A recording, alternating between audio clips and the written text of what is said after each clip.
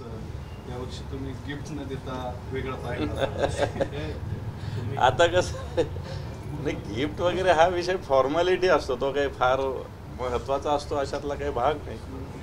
परंतु परमेश्वराच्या कृपाने सगळ्या गोष्टी असताना आपल्या बहिणी आत्या या पण सगळ्या खुश असल्या पाहिजे असा माझा जनरली प्रयत्न असतो सगळ्या. आणि म्हणून याच मी मुद्दाम काही वेगळं करायचं ठरवलं. तुमचं कुटुंब अजूनही एक संघ आहे, सगळे तुम्ही भाऊ एकीने राहता. म्हणजे बाहेर जर बघितलं तर अनेक कुटुंबांमध्ये राजकीय होतात, तुमचं कुटुंब मात्र एकत्र आहे अजूनही आणि सगळं तुमचा बोतावळा एकोपा जो आहे तो आहे. तो कसा तुम्ही टिकवला काय? हे पाहिजे, हे तर फार कमी लोक आहे ते.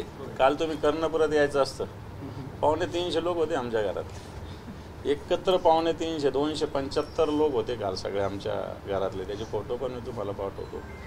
त्यामुळं या सगळ्या कुटुंब, आता मोठी भाऊबंदकी असते, कुटुंब असतो, पण तो आम्ही सगळ्यांनी आता आमचं कालचं पाडव्याचा आमचा कार्यक्रम असतो आपल्या कुटुंबाचा. जवळपास 250 सदस्य आमच्या घरातले काल होते.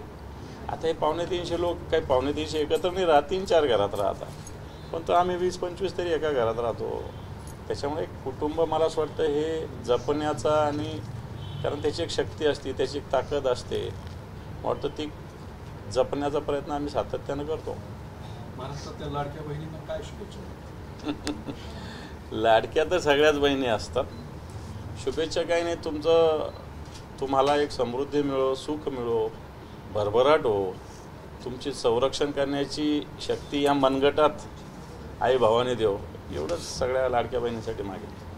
लाडकी बहीण हा इनोव्हेटेड कॉमन शब्द नाही, लाडकी बहीण योजना अँगलनी घ्यायची गरज नाही. ते तर एक त्याला शब्द मी आजच्या भाऊबीजेच्या दिवशी वापरणं चूक होईल, परंतु तो व्यावहारिक योजना आहे ती. मला वाटतं लाडक्या बहिणी व्यावहारिक योजनेतून होत नसतात. 1500 रुपये दिले आणि एखादी बहीण लाडकी होत नसते. एखादी बहिणीला 15 लाख दिले तरी ती लाडकी होत नसते, आणि एखाद्या बहिणीला 15 रुपये जरी नाही दिले तरी ती लाडकी असते. मला वाटतं अशी बहीणच खऱ्या अर्थानं भावानी बहिणीचं नातं जपणारी बहीणच लाडकी असते असं मला वाटतं.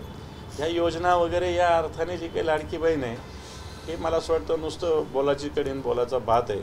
एकीकडे बहिणी काय नुसतं 1500 रुपये दिले आणि खुश होत नाही, शेतकऱ्याच्या शेतमालाला भाव मिळत नाही. बहिणी जर स्वयंपाक घरात गेलं तर गॅस 1000 रुपयाला आहे, डाळी तेली महाग आहे, शिक्षण महाग आहे, आणि मला वाटतं नुसते 1500 रुपये दिले त्याचे गावगावा करायचे आणि 15,000 खिशातून काढतात याचा गावगाव नाही करायचा. हे वेगळ्या गोष्टी आहेत. दादा, या लाडक्या बहिणी योजनेचं भवितव्य काय वाटतं? कारण हे फक्त सरप्राईज आहे की फसवणूक आहे? हे पण आत्तापर्यंत 29 लाख बहिणी गाळलेल्या आहेत. आणि मी आता गावगाव जात असताना काही महिला भेटत असतात, त्या सांगतात सासरच्याकडचं KYC करा, माहेरच्याकडचं KYC. हे का करताय तुम्ही? तुम्हाला एक माणूस एक बहीण कमी करायची आहे. तुमचा स्वच्छ आणि निर्भेळ हेतू जर असता तर मला असं वाटतं तुम्ही एवढ्या प्रकरण केलं नसतात. महिला आहे, कायदा नियम तर पहिल्यापासूनच आहे ना, मग पहिल्या दिवशीपासून नियम लावायला पाहिजे होता तुम्ही. मतदानाच्या वेळेस नियम नाही आणि आता काम निघून गेल्यानंतर नियम. मला वाटतं हा संधी साधूपणा आहे, हे काही भावा बहिणीचं प्रेम नाही.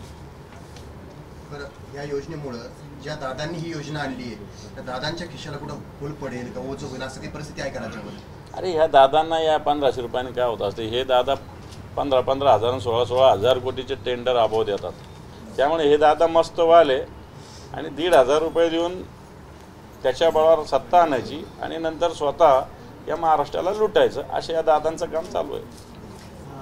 दादा, अतिवृष्टीमुळे कित्येक बहिणींचे पिकांचं नुकसान झालेलं आहे आणि राज्य सरकार म्हणलं होतं की त्यांना आम्ही दिवाळी अगोदर नुकसान भरपाई देऊ, पण अजूनही त्यांची दिवाळी जी अंधारात गेलेली, कसं बघताय का? ते पण अतिवृष्टी झाली त्यावेळेस शेतकऱ्यांना 18,000 18,500 रुपये देण्याचं माननीय मुख्यमंत्र्यांनी जाहीर केलेलं आहे.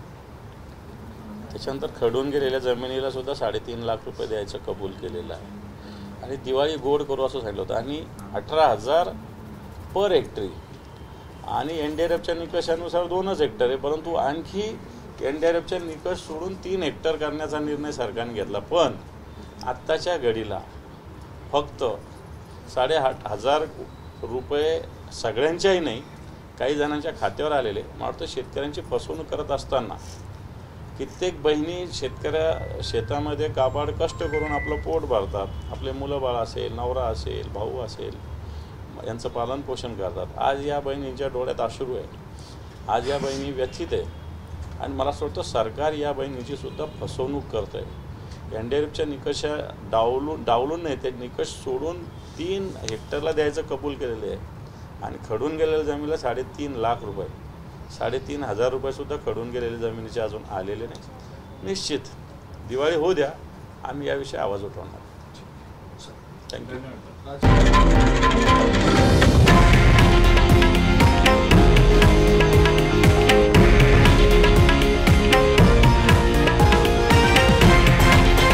हे आहे देशातील नंबर 1 न्यूज नेटवर्क आणि आपण पाहत आहात TV9 मराठी, एकमेव.